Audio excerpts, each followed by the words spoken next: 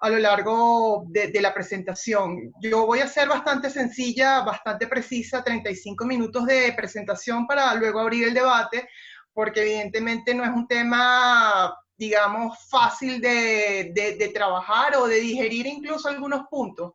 Y aquí voy a ser sincera, yo me voy a quitar los guantes y voy a ser directa en muchos temas, en muchos puntos, que en un foro liberal, háblese, no sé, en una ponencia, en un think tank, como se dice, lo que yo diría sería normalmente o tranquilamente aceptado o pacíficamente aceptado, pero en otros foros, y además foros de abogados, vamos a ser sinceros, no necesariamente es tan fácil de digerir o de aceptar y debatir. Entonces, advierto, no voy a ser políticamente correcta precisamente, y bueno, precisamente voy a ser precisa para que en el debate, en las preguntas, en las reflexiones, pues seamos lo más abiertos posibles y directos también. ¿Me da chance de compartir pantalla? Sí, porque tengo presentación. Sí, ya te voy a permitir aquí.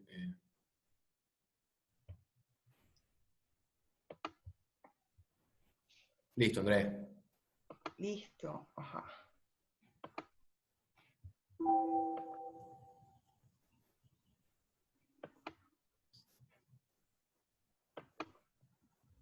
Ya la podemos ver. Sí, no sé si quieres Exacto. ampliarla para que... Ok, listo. ¿Sí? Ok. Bueno, quería empezar con esa imagen, con esa mancheta, porque, digamos, la corrección política hoy en día se ha vuelto como la nueva dictadura o la dictadura del siglo XXI. ¿Por qué este título? Porque, digamos, nosotros hemos estado acostumbrados en la mayor parte del siglo XX, o en la primera parte del siglo XX, mejor dicho, a ver esas dictaduras tradicionales militares, de facto, que han llegado por vía de la violencia, invocando una revolución, y al final del siglo XX, y ya lo que ha sido el siglo XXI, hemos visto esas dictaduras o regímenes que han degenerado en dictaduras, pero de origen democrático, o por lo menos un origen electoral. Esas son las nuevas dictaduras, si lo quieren ver, en lo político. Pero junto con esas dictaduras en lo político y coadyuvadas o sostenidas también de algún modo, se ha, a lo largo o en la última parte, en las últimas décadas del siglo XX, se ha venido desarrollando como otra especie de dictadura, y es una dictadura cultural. Es a lo que yo llamo la corrección política. Por eso el de esta presentación. Y la imagen pues evoca quiénes han sido las primeras víctimas de esa corrección política, que son los países de Occidente. América Latina no es Occidente, ya anticipo de una vez, pero no significa que estemos exentos o que estemos libres de esa corrección política. La vivimos de otro modo y más adelante puede ser de una forma más cruda y violenta incluso. Los países como Argentina y Chile lo están viviendo a través de una de sus manifestaciones, que es el feminismo radical. Estos son algunos de los puntos que yo quiero tratar brevemente, de qué se trata la corrección política, que se fundamenta en la cultura del victimismo. ¿A qué me refiero con la cultura del victimismo? Algunos elementos de esta ideología, y veremos que la corrección política es una ideología que impone dogmas, que no admite la evidencia empírica, y por eso es que es una ideología, no es una doctrina ni nada por el estilo. ¿En qué ámbitos vamos a ver esa corrección política en nuestro día a día, y que además tiene un impacto en lo jurídico, y es algo que tenemos que estar muy alertas y que tenemos que advertir los abogados? Sus efectos y unas reflexiones finales, ¿no? Ya empezando a definir lo que es la corrección política, este concepto, que es una práctica cultural que vemos sobre todo en países como Estados Unidos, pero no vamos a ver, nosotros vamos a ver como los coletazos de lo que ahorita están viviendo como de una forma mucho más grosera, frontal y evidente, países como Estados Unidos y Europa. Es una práctica cultural, sociológica, con efectos jurídicos, que se traduce en censura y autocensura, porque existe del otro lado una hipersensibilidad a determinados temas. porque no puedes hablar de determinados temas y porque afectas a determinado grupo de personas. Este grupo de personas se llama dentro de esta cultura o dentro de esta práctica, que es la corrección política, víctimas. Este concepto es importante y es determinante en lo que es este tema de la corrección política, ¿no? Se trata de una práctica que además viene derivada de ciertas ideologías. Yo hablo del posmodernismo francés, también del marxismo cultural. Se trata de ideologías que consideran que las estructuras propias de Occidente, como por ejemplo el Estado de Derecho, están para privilegiar o están para proteger determinados grupos, para proteger privilegiados, si se quiere de algún modo, ¿no? Y dentro de ese grupo de privilegiados hay sectores perfectamente identificados. Hombre, blanco, heterosexual, las barajitas todas de la corrección política están allí realmente. Y digamos, a través de estas ideologías se ha instaurado esta práctica que termina censurando y generando también autocensura. A través de esta cultura o a través de esta práctica sociológica, de esta práctica cultural, se ve a la sociedad dividida en grupos, grupos que son, que se definen o que se ven como víctimas, y perfectamente definidos, además grupos que están en constante conflicto entre sí. Unos grupos son oprimidos y otros grupos son los opresores. Los grupos oprimidos son las víctimas. Este elemento, como yo les dije, es fundamental. Este concepto de víctima es fundamental. Lo que ya vengo a definir, aquí hablo con la cultura del victimismo, ¿no?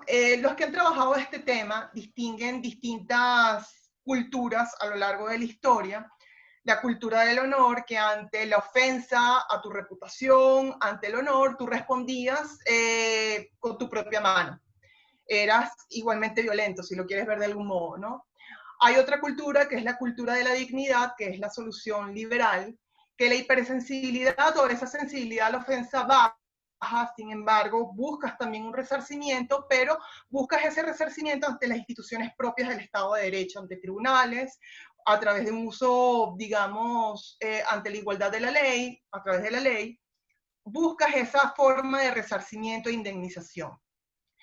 Y la cultura victimista es, digamos, una combinación de las culturas anteriores, porque hay una hipersensibilización, una hipersensibilidad a la ofensa, y la reacción es usar y abusar de esas estructuras propias del Estado de Derecho para lograr una protección.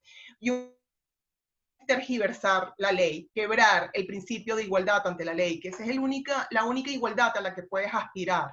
Eso es un principio liberal, pero definitivamente, aunque no seas liberal, también debes procurar la igualdad ante la ley, porque buscar otro tipo de igualdad definitivamente lo que hace es tergiversar la esencia misma de la ley y es el mayor acto de violencia, si se quiere, de algún modo, ¿no?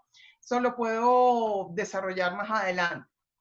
Aquí lo importante o lo interesante de esta cultura del victimismo es que tú tienes importancia no por tu dignidad humana, no por tu condición de ser humano, no por tu condición de hombre o formando parte de la humanidad, sino por tu condición de víctima.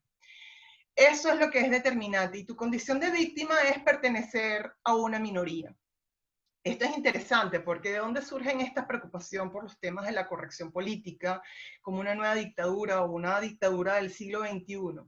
John Stuart Mill se preocupaba por la tiranía de las mayorías. La corrección política es una tiranía de las minorías. Las minorías que buscan esa protección de la ley logrando una discriminación en positivo. Esa es la preocupación y ese es el impacto jurídico que yo trato de advertir cuando toco temas como la corrección política, ¿no? Dentro de la cultura del victimismo, todos terminan siendo víctimas. Es muy factible que todos terminen siendo víctimas, todo ofende. Ya lo que antes tú veías con cierta naturalidad, no lo puedes ver y discutir en momentos actuales. Series como Friends o Seinfeld, dígame Seinfeld, con el famoso cocinero nazi, es imposible hoy en día. De hecho, yo puse el ejemplo de Friends ahorita por poner un ejemplo rápido, pero de hecho los productores de Friends recientemente se disculparon por no presentar una variedad, una diversidad étnica de la serie, ¿no? Qué raro que las productoras del Príncipe del Rap no digan eso. Qué raro, ¿no? Porque además la corrección política es discriminadora. Tú como víctima, y víctima formando parte de una minoría, gracias a esta cultura de la corrección política, tienes muchos argumentos para reclamar al opresor, pero trata de reclamar o de pedir indemnización o de reclamar y denunciar, pero desde tu condición de, por ejemplo, hombre blanco heterosexual, no formas parte de una minoría, quedas completamente silenciado, quedas completamente callado. Yo ya he visto, incluso aquí en Venezuela, cada vez que armamos, incluso desde Se Dice Libertad, foros sobre ideología de género, cada vez que el ponente es un hombre, surgen los ataques en las redes sociales, que además las redes sociales son herramientas fundamentales de esta cultura del victimismo y de la corrección política. No, la ideología de género no puede ser tratada por los hombres, porque las principales víctimas o lo que trata de resarcir la ideología de género es la condición de mujer. Eso no puede ser discutido por un hombre. Yo ya lo he visto aquí en Venezuela, ese tipo de argumentos. Y lamentablemente vienen de personas muy respetables. No voy a decir nombres, evidentemente, aquí sí me lo reservo, pero ya desde incluso en estos elementos de quién es el que tiene el derecho a hablar y debatir respecto de un determinado tema, parece que estuviera condicionado por su género, por su sexo. Algunos elementos de esta cultura, sí, de esta práctica cultural, sociológica, de esta ideología, es profundamente anticientífica. No admite la evidencia empírica como prueba. Y los mejores ejemplos los vemos como en otros países, ya Chile lo hace, en Chile se hace, en Argentina se hace, en Estados Unidos se hace, en Europa, sobre todo España es el mejor ejemplo. Ustedes quieren ver un ejemplo de país que cumple con todos estos elementos de la corrección política y donde la corrección política es, digamos, el pan nuestro de cada día y es el que ciñe, es el parámetro para la libertad de expresión, es España.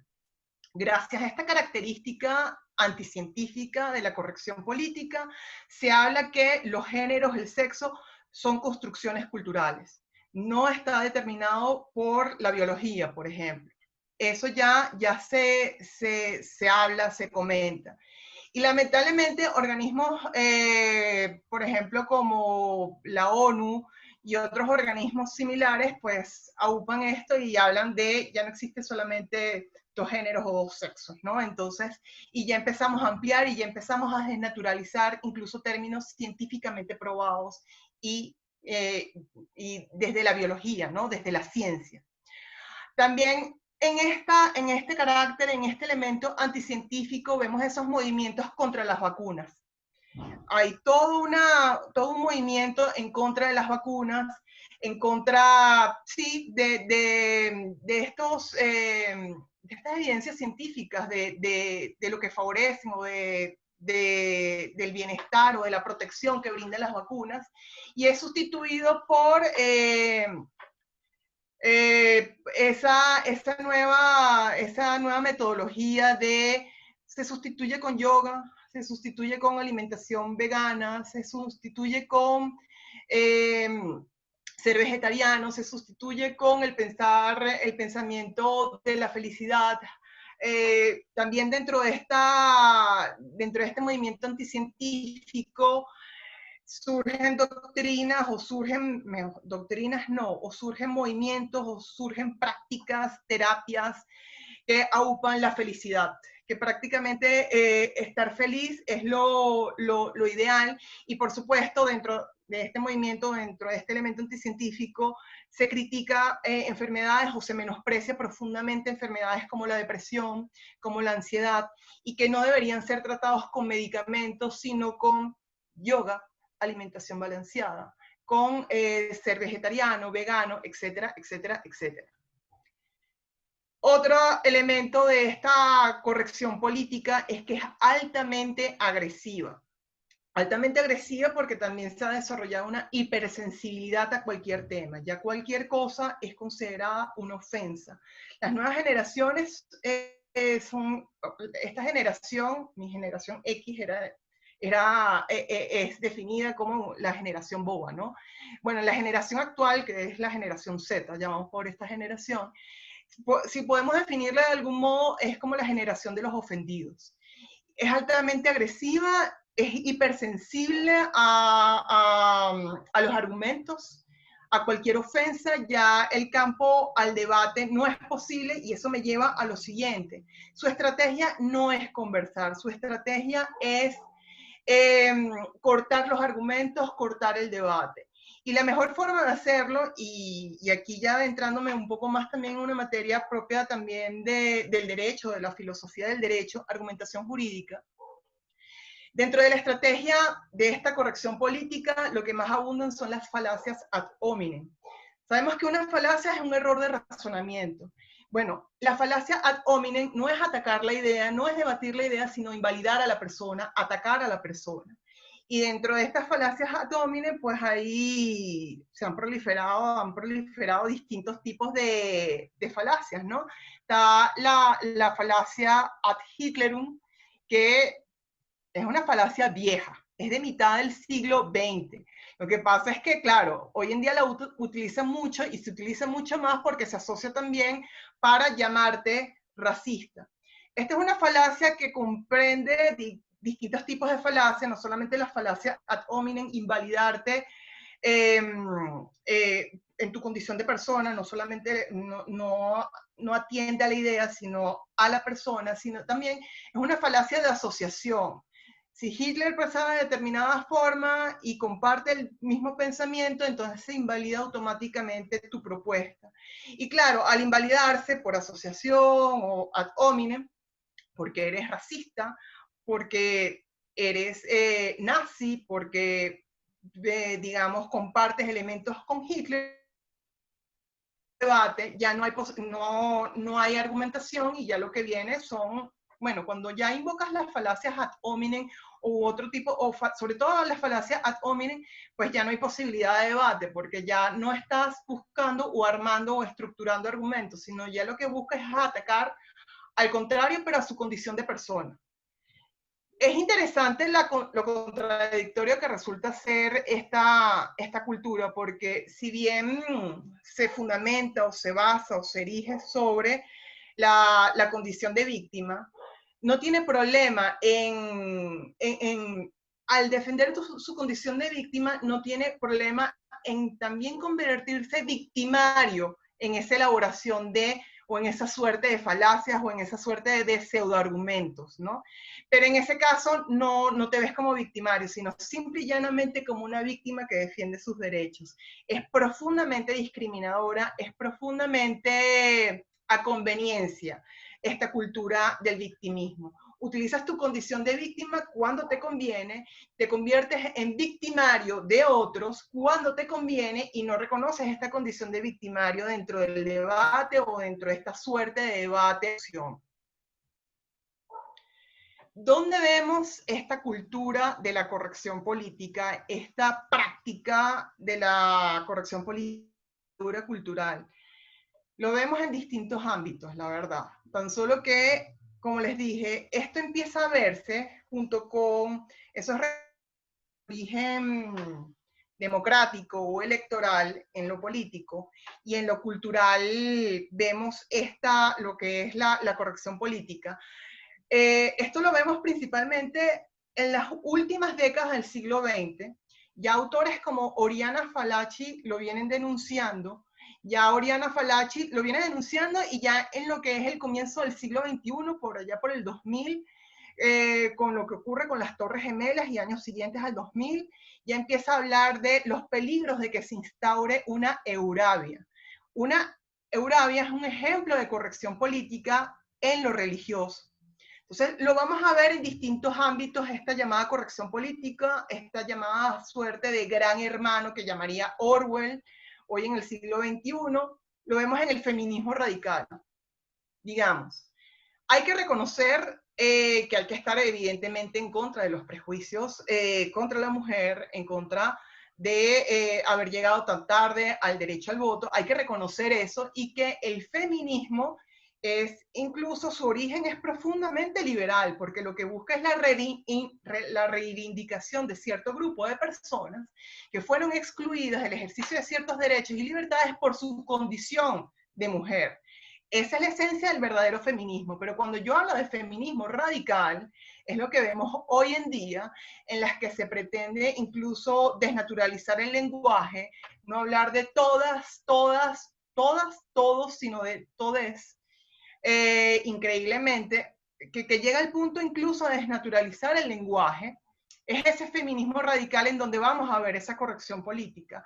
Es ese feminismo radical que exige al legislador y al Estado cuotas o privilegios por su condición de mujer. Ya lo había anticipado, también lo vemos en el relativismo cultural. El problema, por eso es que el tema de la corrección política lo hablamos en principio, o los primeros países víctimas de la corrección política resulta ser Europa. Y llega como a coletazos, llega como después, una oleada después, a Estados Unidos y al resto de América Latina, que lo estamos viviendo, pero con nuestra idiosincrasia. Pero lo vamos a ver principalmente Europa con el relativismo cultural, con esa imposibilidad de integración entre musulmanes, cristianos, porque vamos a estar claros, también hay que reconocer que hay ciertas religiones que no son consustanciales con la naturaleza de los derechos humanos. En consecuencia, la integración es imposible. Pero el discurso del relativismo cultural proclama no es posible la integración, entonces que la sociedad que acoja a esas nuevas culturas, a esos migrantes con esa cultura, con esa religión, se adapte a esas nuevas culturas. Esos son los peligros que ya advertía también Oriana Fallaci con transformar Europa en Eurabia. Lo vemos también en tratar de corregir la historia, en tratar de contar la historia de acuerdo a un punto de vista. Eso lo vemos hoy en día con los ataques a figuras como Winston Churchill, en donde no es vanagloriar o no es glorificar o verlo como una deidad y olvidar sus errores a esta figura, pero es olvidar completamente el ataque a figuras como esta, por llamarlos racistas, que es lo que ha ocurrido últimamente. Es olvidar por completo sus aportes a la historia, es olvidar por completo lo que ocurrió durante la Segunda Guerra Mundial, es olvidar por completo qué era lo que se estaba defendiendo o lo que estaba en juego durante la Segunda Guerra Mundial, que era la expansión de los totalitarismos. Bueno, los totalitarismos sí terminaron expandiéndose, pero de otro modo, tal vez ideológico, y esos son los más donde se presentan mayores riesgos realmente, ¿no?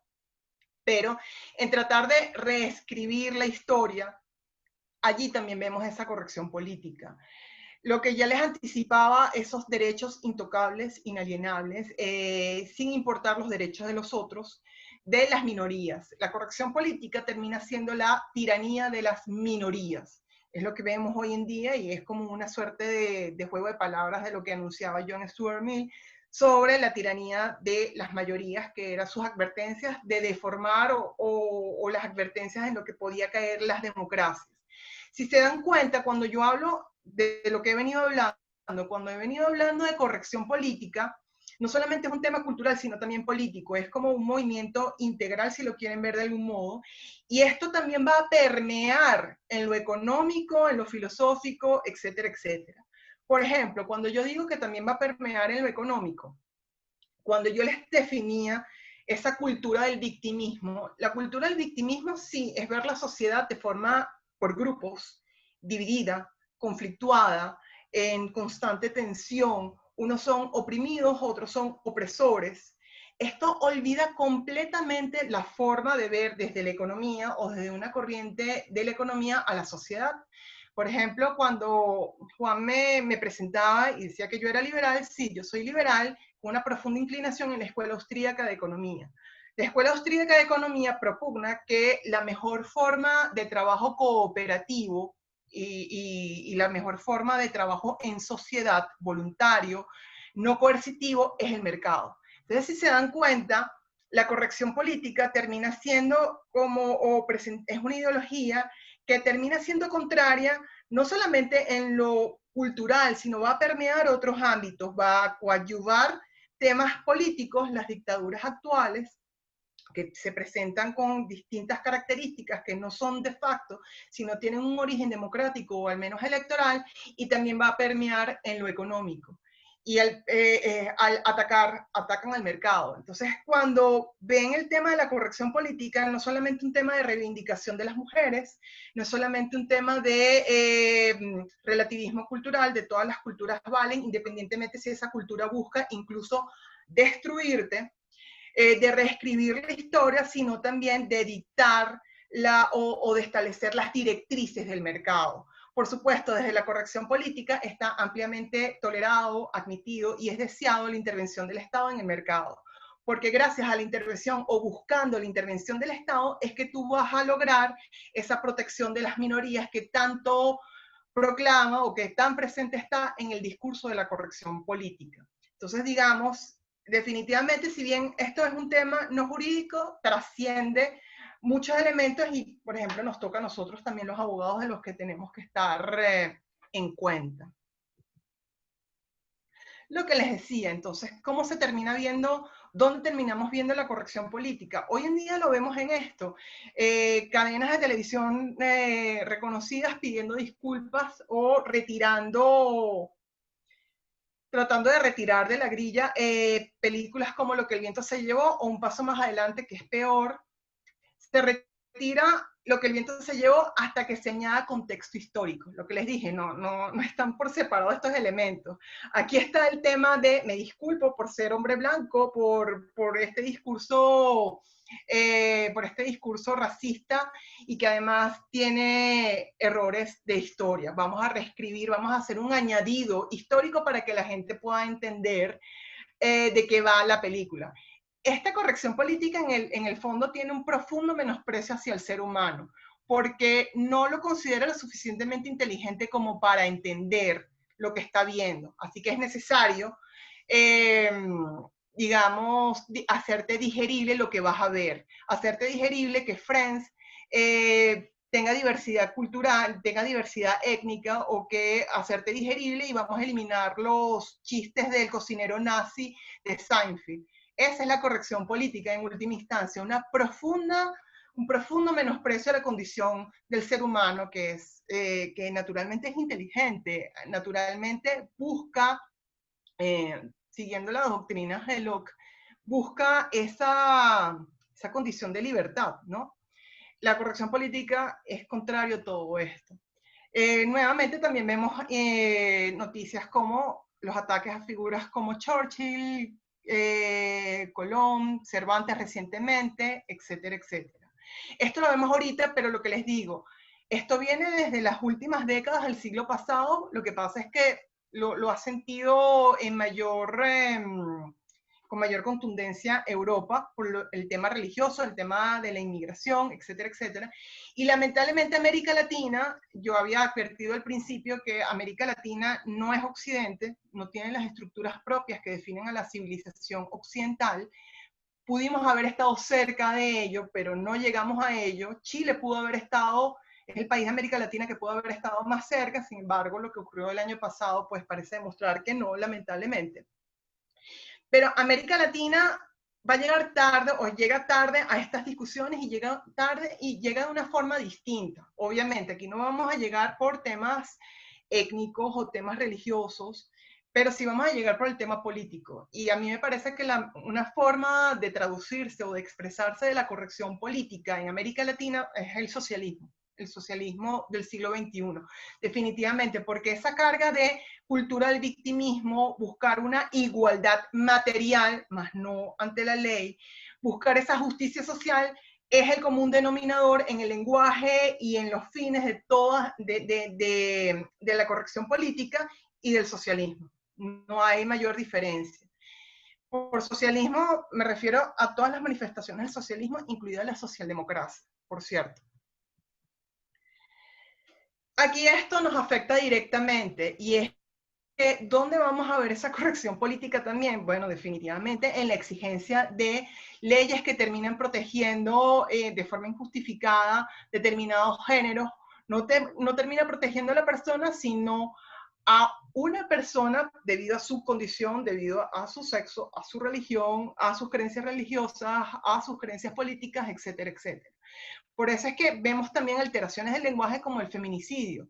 No existe feminicidio, es asesinato, homicidio. Es un tema de, en argumentación jurídica siempre se habla también que el lenguaje no es neutral, por así decirlo, que genera un efecto, que genera una reacción. Y cuando tú hablas de feminicidio, cuando tú hablas de violencia de género, en las leyes y en otros discursos, en otros contextos, vas a generar una reacción. Vas a entender que sí, perfectamente, es lógico hablar de feminicidio sin darte cuenta que al usar ese término ya estás tomando una posición. Consciente o inconscientemente, pero definitivamente estás tomando una posición en aras de lograr una igualdad material, no legal. Aquí estás distorsionando profundamente la ley.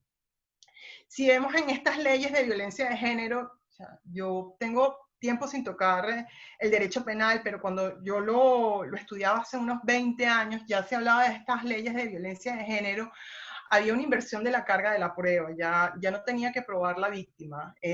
Eso ya es peligroso. Cuando se hacen penas más gravosas por el simple hecho de que la víctima tenga una determinada condición, un determinado género, eso ya es peligroso, eso hay que advertirlo.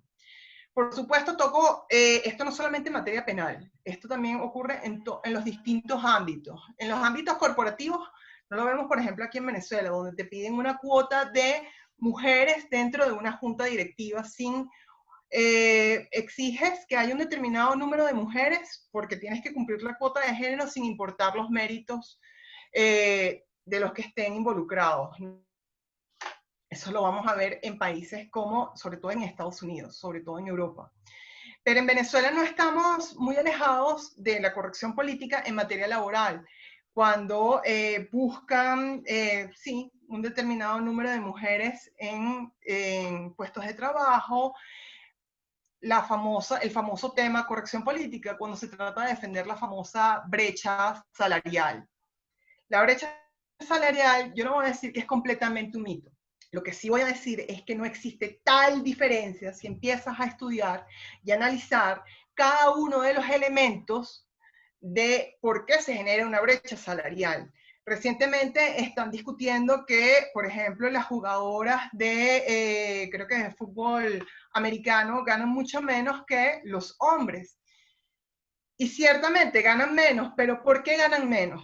Porque resulta que en estos ámbitos el hombre, sí, está determinado por el género, el hombre es más rentable. Aquí el criterio ni siquiera es por un tema de género, es un tema de rentabilidad, es porque el mercado ha hablado.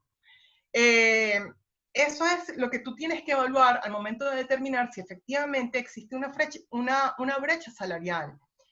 En despachos de abogados, típico de lo que estamos hablando o en el ámbito en el que estamos hablando, ¿cuántas mujeres socias existen? Siempre es la típica pregunta, ¿cuántas mujeres socias existen? ¿Cuántas mujeres existen en un panel de exposición, etcétera, etcétera? En vez de preguntarte cuántas horas facturables y que efectivamente se pueden cobrar genera cada quien, quién es más rentable, quién es más productivo.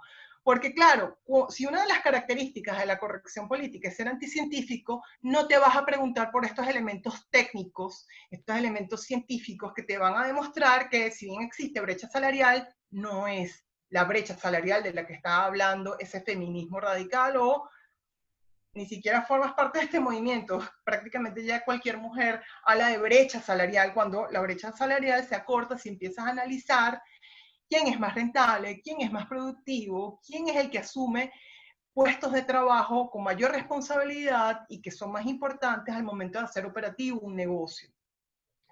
El mercado ha hablado. Nuevamente, claro, si tú dices que el criterio es el mercado, la corrección política le tiene alergia al mercado, es algo de lo que ya les vine hablando. O sea, es algo como que natural, consustancial de la corrección política. Le tiene alergia a la democracia, le tiene alergia a las estructuras de pesos y contrapesos propios del Estado de Derecho, y le tiene alergia al mercado, le tiene alergia a todo lo que forma parte de un discurso racional. Porque también en esencia la corrección política es profundamente irracional.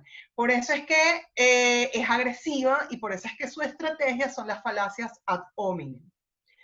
Vemos también leyes de memoria histórica. España lo está viviendo, en algún momento aquí en Venezuela lo vivimos en algún momento, Argentina durante el kirchnerismo también lo vivimos, es decir, ninguno está exento de ver el impacto en lo jurídico de esta cultura o de esta práctica cultural, de esta ideología de censura y autocensura.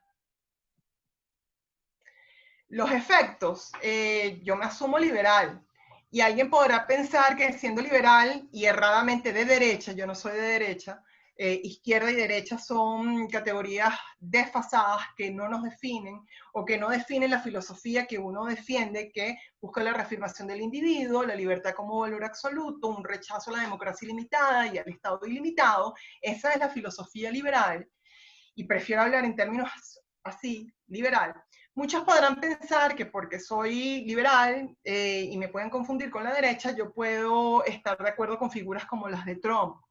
Definitivamente, Trump es una reacción no deseada frente a esa cultura del victimismo, frente a esa corrección política que ha venido creciendo desde las últimas décadas del siglo XX y lo que va del siglo XXI, y en este periodo de pandemia nos ha dado como una cachetada con todo este tema racial en Estados Unidos, y los medios de comunicación aupando y haciéndose eco de todo este movimiento. Es una reacción casi natural, no deseable, pero es casi natural. Trump es uno de los mayores daños de la política, es un outsider, es un freerider, no es lo que se llama un político en esencia, es un empresario que si aboga por ciertas instituciones que se identifican con el Estado de Derecho en América Latina y en el caso venezolano, es por un tema mercantilista, no necesariamente por un tema liberal económico. Hay que distinguir entre liberalismo y mercantilismo. Trump incluso en lo económico no lo llamaría liberal, sino conservador, porque él aupa o él es muy pro políticas, políticas proteccionistas y nacionalismos. En consecuencia, pues no puedes llamar liberal a alguien así, y estos son los efectos no deseados de esta corrección política. Ya para ir terminando, como reflexión final, definitivamente, si bien la corrección política ha crecido y se ha desarrollado, y en los últimos años con una increíble velocidad, tenemos que reconocer que hay trincheras de la incorrección política que hacen ese contrapeso a esa corrección política en figuras.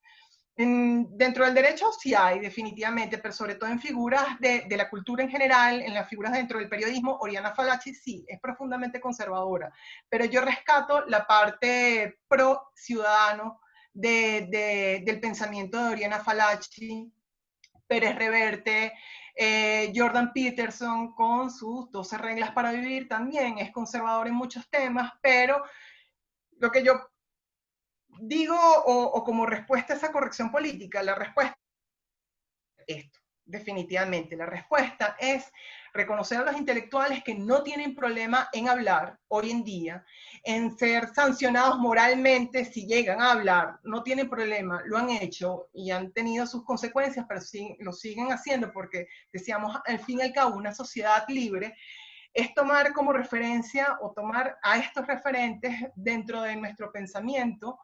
Y digamos, no estarán correctos en todo. También Pérez Reverte es profundamente conservador en muchos temas, y en lo económico yo no diría que sea, yo no lo definiría liberal. Pero por supuesto que me asisto de sus ideas, por supuesto que me asisto de sus columnas semanales, porque son esos pequeños espacios en los que todavía no ha sido coartada la libertad de expresión, en donde todavía no le han dicho al editor retire ese artículo, como lo han hecho ya en muchas universidades norteamericanas. Axel Kaiser, que es un liberal e intelectual chileno, lo viene denunciando, que esto de lo que les estoy hablando es el pan nuestro de cada día en las universidades más prestigiosas de Estados Unidos, ¿no? Y ya para concluir, uno de los políticamente incorrectos por esencia, víctima de la academia sueca, Jorge Luis Borges. Yo confío que la corrección política no nos empañe nuestro futuro. Gracias. Andrea, muchísimas gracias, de verdad encantado con tu exposición. Debo hacer, mi rol de moderador también me permite revelar confesiones, pero la he disfrutado mucho. Bueno, está abierto el chat, si quieren hacerle algún comentario, pregunta a Andrea. Mi amigo tributarista Juan Carlos Fermín quiere hacerte la pregunta a viva voz. Te voy a desbloquear el micrófono, tocayo, a los fines de que le puedas preguntarle a Andrea. Dame un segundo, Juan.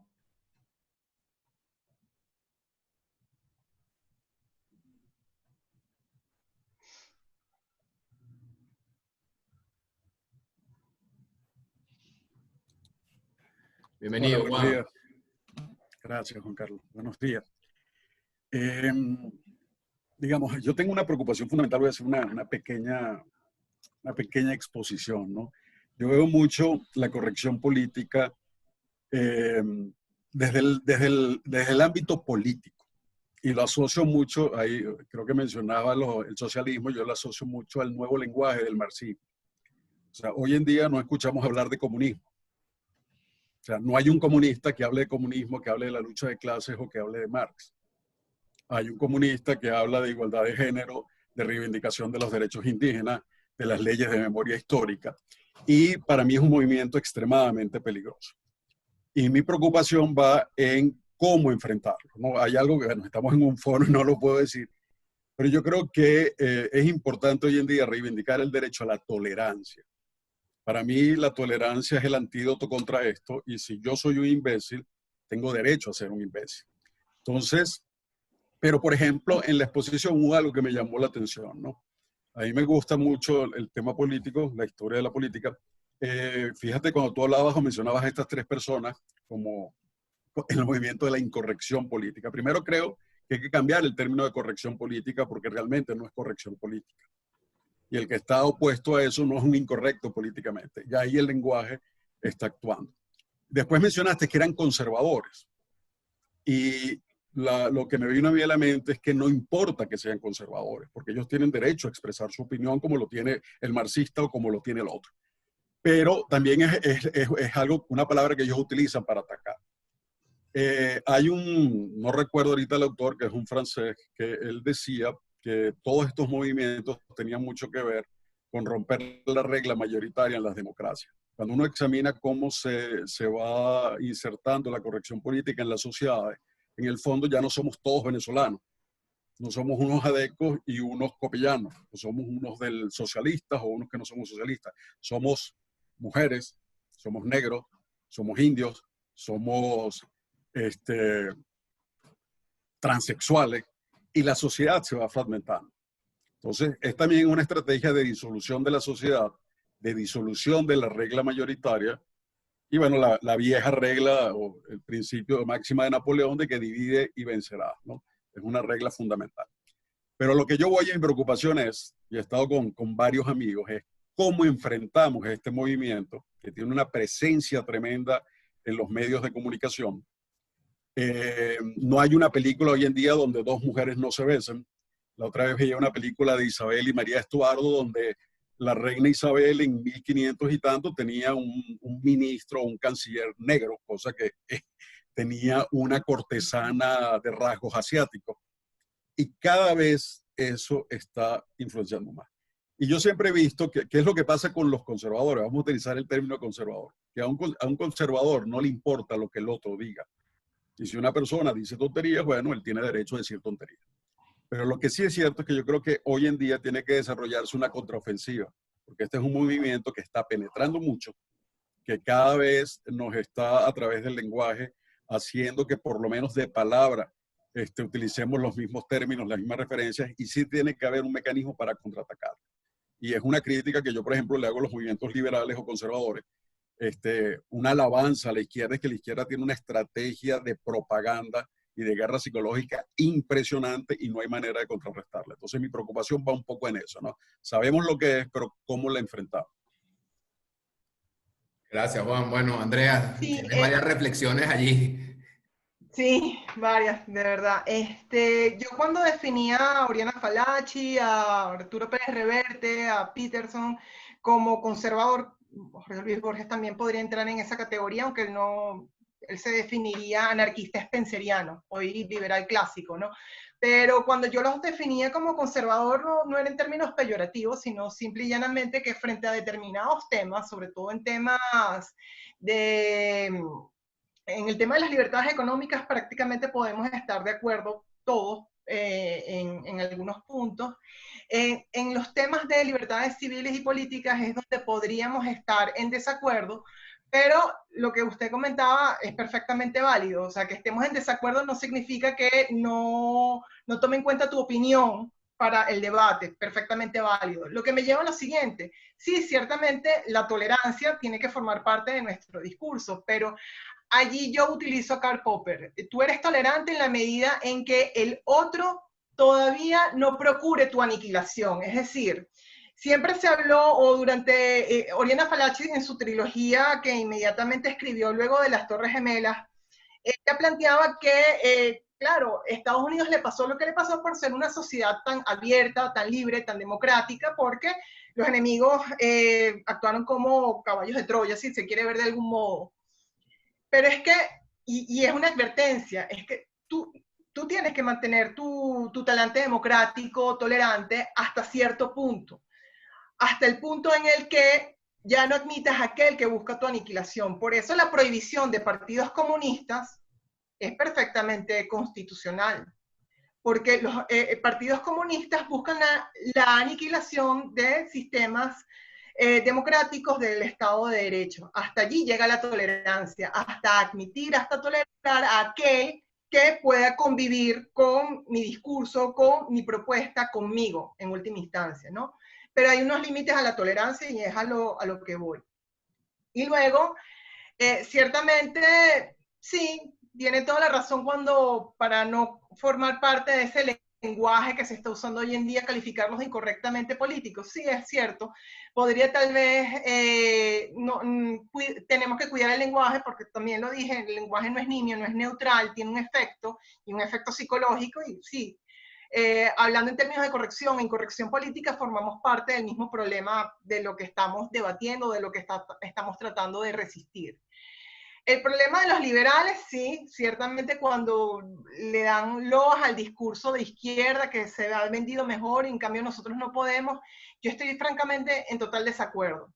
A mí siempre me han criticado desde cada vez que hago una ponencia liberal, no necesariamente de este tipo, sino una ponencia, cuando en Twitter, por ejemplo, que son nuestros nichos y son nuestros espacios de resistencia hoy en día porque son las herramientas usadas por la corrección política. Yo pienso que también son nuestros espacios para defendernos y resistir esa ideología cultural, esta revolución cultural que estamos viviendo. Yo pienso que como liberales no tenemos que hacer digerir el discurso, sino hablar abierta y llanamente. A mí me han criticado cuando yo digo abiertamente la salud y la educación no son derechos, sino son bienes de mercado. Eso en muchos ámbitos cae malísimo, me han insultado, me han dicho de todo en redes, me han bloqueado, de todo. Pero yo pienso que matizar o neutralizar el discurso termina también restándole fuerza. Lo que yo he encontrado al momento de resistir esa política de corrección política en distintos ámbitos, en lo político, en lo jurídico, en lo educativo, es no cejar en ciertos principios. Y eso significa tampoco cejar en la forma de transmitir esos principios. En lo particular yo creo eso. En ese sentido sí estoy de acuerdo con usted cuando hace las críticas a las loas que se le hace a la izquierda y su forma marketinera de vender sus ideas. Gracias, Andrea. Luis Clavijo tiene dos preguntas para ti, Andrea. La primera, ¿cómo saber que una sociedad está en corrección política? Y dos, bueno, un poco alineado con la parte final de la pregunta de Juan Carlos Fermín, ¿cómo podemos salir de ella? Yo pienso que cada uno de nosotros de nuestros espacios, porque muchos dirán, nosotros tenemos voz, o la mayoría de nosotros tenemos voz porque somos profesores universitarios o somos investigadores en un think tank, en donde es posible que se publiquen nuestras investigaciones, en donde somos columnistas todavía de medios de comunicación digitales. No, yo pienso que todos tenemos formas de resistir. La educación de los niños, sí, lamentablemente los programas educativos imponen una determinada historia. Bueno, tú contrarrestarlo, eso significa que tenemos que dar un plus, tenemos que dar un adicional como ciudadanos.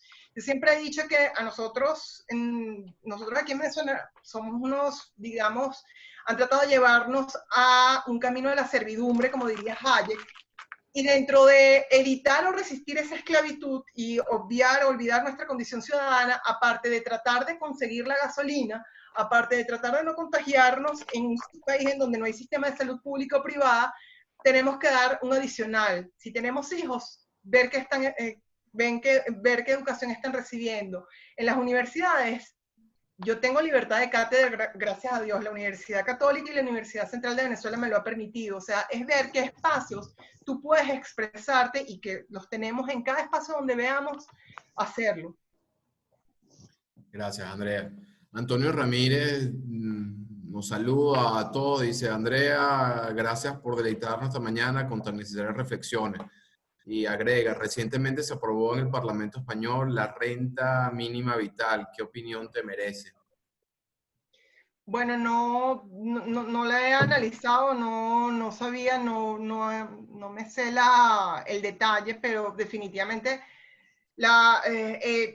España, cuando puse de ejemplo a España como el mejor ejemplo de país invadido o afectado por la corrección política, se traduce en estas decisiones parlamentarias o en esta búsqueda de esta igualdad material que, en última instancia, cuando yo dije que la igualdad material es el mayor acto de violencia, lo es, porque obvia las cualidades, las virtudes, las diferencias naturales que tiene todo ser humano. Y lamentablemente el Parlamento y otras instituciones en España están muy proclives a la corrección política.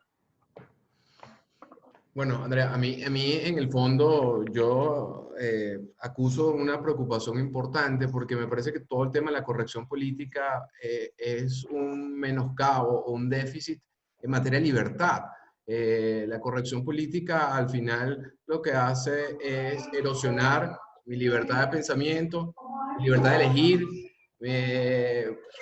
impone, porque viene esto con mucho tema de impostura, impone que otro me diga qué es lo que yo debo pensar o cómo debo interpretar un libro o de alguna manera hay un disclaimer o advertencia. De manera que este tema de la corrección política para mí preocupa porque muchos avances en materia de pensamiento ahora tienen este muro de contención y ahí sí coincido con lo que decía Juan Carlos Fermín. Mi preocupación es que esto es como este tema de la corrección política, particularmente entre los millennials, se ha convertido en un tema casi de moda, ¿no? O sea, así como era era cool ser comunista a mediados del siglo pasado, hoy es cool admitir esta suerte de ideología, ¿no? Sí, porque de lo que hoy en día, frente al fracaso del socialismo real, obviamente los comunistas no van a hablar de Marx hoy en día, o del manifiesto comunista, o van a ser tan abiertos en sus intenciones. Ayn Rand, que es una autora liberal, fundadora del objetivismo, que a veces tiene mala prensa, pero yo la recomiendo. Ayn Rand advertía a mitad del siglo pasado, frente a lo que estaba viendo con el estado de bienestar en Estados Unidos, que no es la panacea del capitalismo precisamente, ella advertía que los movimientos de izquierda o los movimientos progre iban a tener otras vestiduras ambientalistas, movimientos LGBT, movimientos, sí, lo más, sí, veganos. Lamentablemente, cuando me preguntaban cómo podemos resistir esta corrección política, una forma es poner la lupa a los discursos hoy en día, porque ya el comunismo o el socialismo en sus distintas manifestaciones, y por eso es que yo hablo que la socialdemocracia también tiene que hacerse advertencias contra la socialdemocracia, porque ya los comunistas no se van a presentar con los mismos ropajes, entonces se van transformando, van actualizando el discurso, pero tienen la misma intención de controlar la sociedad, el mercado y a las personas. Bueno, Antonella Santana, saludos, Anto, tiene igualmente dos preguntas. Tiene, Andrea, ¿consideras que la corrección política es una fórmula infalible para la destrucción de una sociedad o al menos un freno para su desarrollo? La primera pregunta. Agrega otra, Andrea dice, el matiz del discurso propio termina siendo práctica de autocorrección política. Sí, con respecto a lo primero, si efectivamente va a llegar a destruir una sociedad libre o frenarle en su desarrollo, depende de los instrumentos que tenga esa sociedad. Depende qué tan sólido esté ese Estado de Derecho, esos pesos y contrapesos que caracterizan un Estado de Derecho. Y aquí yo agrego algo que yo vengo diciendo, que un Estado de Derecho no solamente se define por un poder judicial independiente, un poder legislativo que dicte leyes que permitan el ejercicio de derechos y libertades y ejerza control político, sino también un Estado de Derecho es aquel que tiene ciudadanos propietarios, se respeta la propiedad privada. El sector privado es un verdadero contrapeso dentro de ese Estado de Derecho. Mientras eso esté sólido o por lo menos no esté bajo el amparo de un papá-estado, de un estado de bienestar, habrá más herramientas para resistir esa corrección política en los distintos ámbitos, en lo político, en lo comunicacional, en lo cultural, en lo educativo, en lo económico. Habrá más herramientas, pero países como Venezuela evidentemente no las tenemos. ¿Y qué nos toca? Estos foros, nosotros, entre nuestros espacios, porque será la reconstrucción de la República o del Estado de Derecho desde abajo, a partir de nosotros como ciudadanos, ¿no? Y la otra pregunta, si esa forma de matizar el discurso político hoy en día que vemos es una forma de corrección política, yo lo considero totalmente. Es la corrección política que nosotros vemos aquí en Venezuela. No lo vamos a ver a través de el relativismo cultural o religioso, no. Aquí en Venezuela lo vamos a ver a través de la política y a través de matizar el discurso en la política a través de palabras como negociación, diálogo, sentarnos con el otro cuando el otro ha cometido crímenes de lesa humanidad. Este es el problema. Wow. Bueno, Andrea, quiero, bueno, justamente hay otra pregunta de mi queridísima coordinadora de la Cátedra de Finanzas Públicas de la Central, Taormina Capello. Dice, gracias a la BT, gracias Andrea, excelente. Seguiremos invitándote al UCB para continuar nuestra invitación a atreverse a ser ciudadanos responsables. Qué bueno. Buenas invitaciones. Bueno, yo quisiera nuevamente, en nombre de la Asociación Venezolana de Derecho Tributario, agradecerte tu presencia el día de hoy. Yo quisiera despedirme con una frase que no es mía, pero es un libro que recomiendo. El libro se llama El Colgajo, del periodista francés Philippe Lacan. Philippe Lacan fue víctima del atentado terrorista de Charlie Hebdo en París por parte de grupos extremistas. Su rostro quedó desfigurado y la anécdota viene al cabo porque precisamente se discutía si debían o no seguir publicando caricaturas contra el Estado Islámico, ¿no? Él sufre este atentado, su rostro queda desfigurado. El libro es muy bueno porque no se lo plantea desde un punto de vista de víctima, sino de reflexionar en torno a su rol como periodista y a su rol humano para sobrevivir a esta tragedia.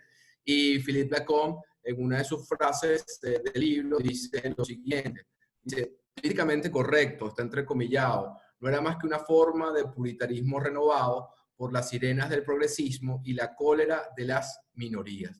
A mí me parece muy relevante, sobre todo de alguien que sufrió en carne propia lo que puede ser la falta de corrección política. Bueno, muchísimas gracias a todos por habernos acompañado el día de hoy. La próxima semana retomamos nuestros aspectos tributarios con el doctor Pedro Mojica, quien estará conversando con nosotros en relación con las fiscalizaciones en materia aduanera, particularmente las prácticas, y cuando digo prácticas debo entrecomillarlo, de la administración tributaria actuando en funciones de control posterior. Andrea, quedas invitada para una próxima oportunidad. Muchísimas gracias, Andrea. ¿Les recuerdas a los que nos acompañan tus cuentas para que te puedan seguir, aquellos que quisieran? Sí, yo publico mensualmente en El Nacional una columna que por supuesto tiene corte liberal. En Twitter es @rondon75 y en Instagram, que también es dedicado a estos temas, es @rondon75. Muchísimas gracias, señores. Nos vemos la semana que viene. Gracias, Serviliano, por la gestión para que Andrea nos acompañara hoy. A todos ustedes, nos vemos. Chao, Andrea. Chao, un placer, gracias.